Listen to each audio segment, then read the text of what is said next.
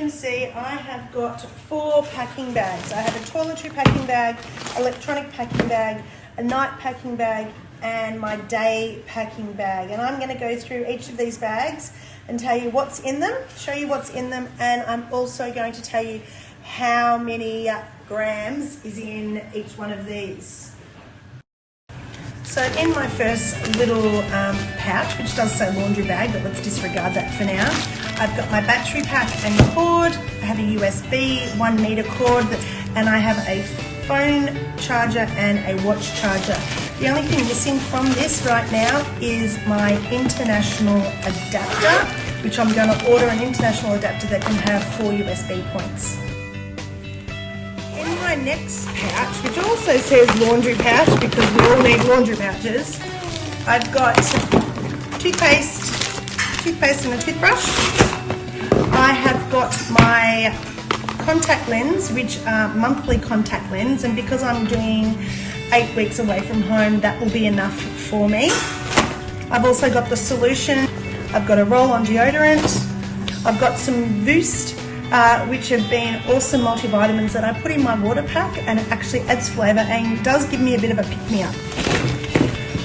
I am using the Garnier shampoo bar, and I've also still got to get the conditioning bar, but I have found that since using the Garnier Fructis is that my hair actually feels a lot softer and a lot healthier, so I'm totally fine with using the soap bar.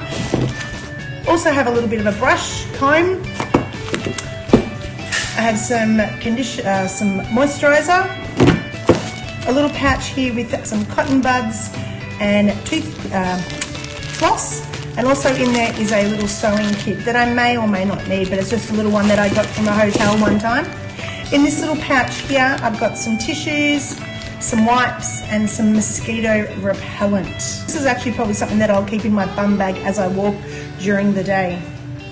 What I should have said is this toiletry pouch actually only weighs 738 grams at this point, and the other one that's got my technology in it only weighs 750 grams. In my next bag, what I've got in here, which actually I've called my night pack, I've got 3 pairs of underwear, I've got an aerobic top, I've got my sleeping bag liner, which actually weighs 344 grams, and I bought it off Marketplace for $5, brand new, never been used. I have my Decathlon towel, which is only 80 centimetres, 60 by 80 centimetres, and cost me about $15–20 from Decathlon. What I've learned is I actually don't need a big towel to wrap myself in, because realistically, I won't be wrapping myself in a towel. I'm going to be in a small cubicle having a shower, get out and dry myself. I have a pair of thongs for nighttime, and I have just a light summer dress for nighttime. In here as well, I've got a little journal that my partner has bought for me because I'm going to be journaling every day. And I've also got a pair of my reading glasses in here. In my next bag that I'm going to show you, this is actually called my day bag. And in that I have a 2X view hat that's going to shade my face. I have my bum bag, which I purchased from Bali for $5, which may not last me, but it's something I'm definitely going to be using. I have 2 pairs of socks. I've got woolen socks. One is from Kathmandu, and this pair is the Inji toe socks that I got on sale last week. Anaconda 30% off, and they only cost me like $24, and they are great. The toe socks, it means that they're not going to rub, and hopefully that will avoid any type of blisters. I have 2 lightweight t-shirts, one that I'll wear in the day, one that I'll wear to bed, and whatever I wear to bed I will wake up the next day and that's what I'll wear. I've got a long sleeve icebreaker top that's light that I can wear during the meseta when the temperature is going to be scorching. And just a pair of bike shorts. The backpack is a Fruity 8 Leaf Deuter brand. I do have the water bladder that I may use, or I may end up using just 2 water bottles. That I'm undecided on at this point.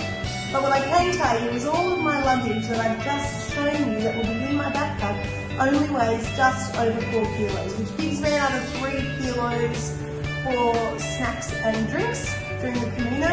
I'm only going to take this as hand luggage on the aeroplane, so I won't need to check it in, and it'll be 7 kilos or less, which will be perfect for the Camino.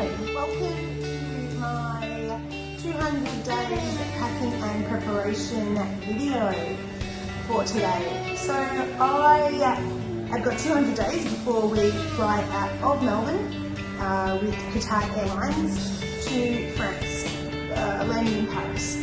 So we leave on the 27th of July, we arrive on the 28th of July, we'll have the day in Paris, and then we'll sleep in Paris on the 28th. The 29th, we'll wake up in the morning and we'll get the 7 AM train from Montparnasse, I think it is, in France, Paris, and we will get the train to St. John Paul. We will get off at St. John Paul the 29th and register for our pilgrimage, and we will stay there, we booked our accommodation in St. John Paul for the 29th. We'll wake up on the 30th and off we go. For the first day we're doing 27 kilometres and we'll head to Roncesvalles, and we have also booked that accommodation. So our first 3 nights have been booked. Really excited about that also. So we've got 200 days till we leave, and I just wanted to give you a bit of an insight into how I have gone with this process so far.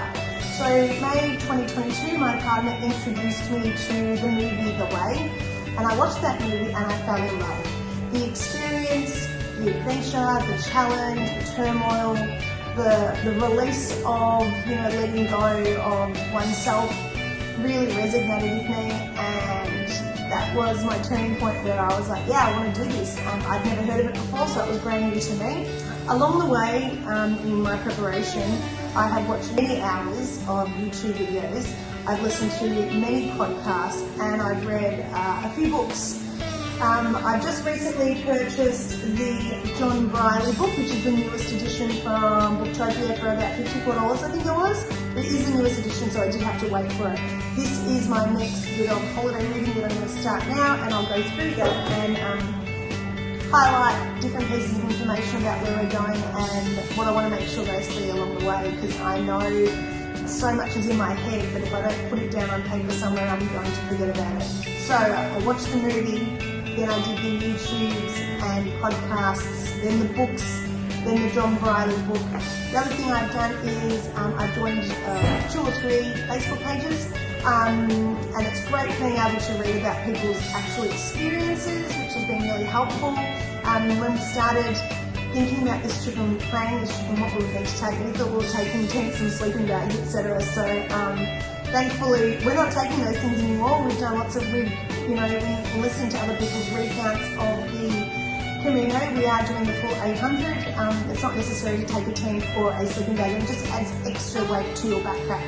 That being said, we have made sure that our backpack is going to be only 10% of our body weight or less. So we're looking at between 7 to 9 kilos. The other thing that I did, because I'm a bit of I love to travel and I love to be well prepared and never to be worried about money, I started a Camino account where I have a automatic transfer every fortnight. $50 goes into my Camino account.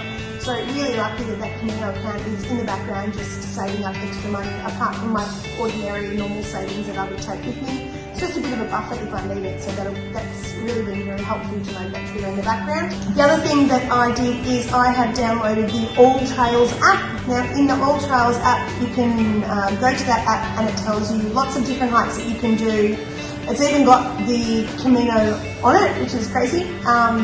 All Trails, that what we have been using predominantly is around Victoria, and choosing different treks to go on that are, anything between 10 to 15 Ks. However, what we have started to do now is we are trying to do things that are about 15 to 20 kilometres, and potentially as we get closer, it'll be 25 kilometres 2 days in a row. So being able to get up and continue walking each day, which I find a little bit tricky for me to understand how I'm going to cope getting up day after day after day after day doing 25 kilometres. I'm a fit and healthy person and I love to go hiking, and the All Trails app has been really helpful in being able to find challenging hikes, not challenging ones with really steep elevation, and not so much as well.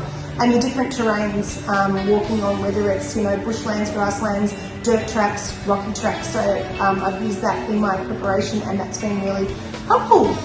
The first thing I purchased for this trip was my backpack. Now my backpack, which is a Deutsche 38 litre, I bought for $180. But the story behind that was I actually was so excited when I started getting really super organised, and I bought a backpack, which I can't remember the brand, but it was, might have been,